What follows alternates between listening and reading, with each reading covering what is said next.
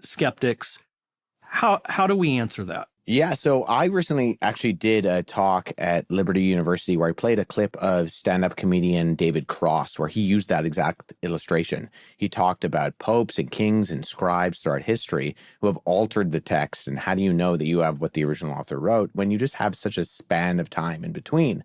And I kind of retorted at the end of playing this clip of him that if you get your history from a comedian, don't be surprised when it turns out to be a joke. But we hear these narratives, and I think what they miss is just the complexity that happens in what Dr. Wallace was just describing. The telephone game assumes a single line of transmission, right? You whisper into one person's ear.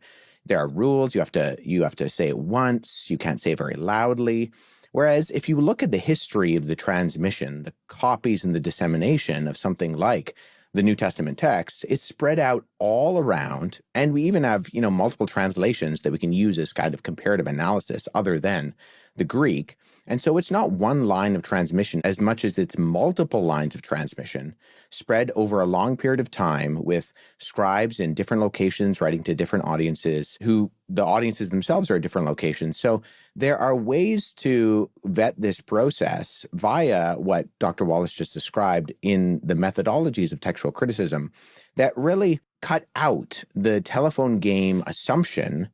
And really, when you talk to people who use the telephone game analogy, often what they have in mind is not necessarily transmission in a text being disseminated throughout the ancient world, but translation. They kind of assume that the Greek is being translated into Latin, and then the Greek copies are destroyed, and then the Latin is being translated into German, and then the Latin copies are destroyed, and the German's translated into Old French, into Old English, and eventually we get our modern English translation. And so you have this long span of time of translations of translations of translations. And sometimes when people accuse me of having a translation of a translation of a translation, I pull, my Nessiolon text out of my backpack and say, well, I've translated this multiple times over and over and over, but I don't think that's what you mean, right? What they mean is something that is actually not representative of how we go from ancient papyrus to modern day print and how we go from the Hebrew and Greek directly into modern English translations. So while you can understand someone's ignorance in using an analogy like the telephone game, it really is that. It's an ignorance of both the translation process of the New Testament and the Old Testament likewise, and how we go from ancient papyrus and parchment into modern day print for any ancient document.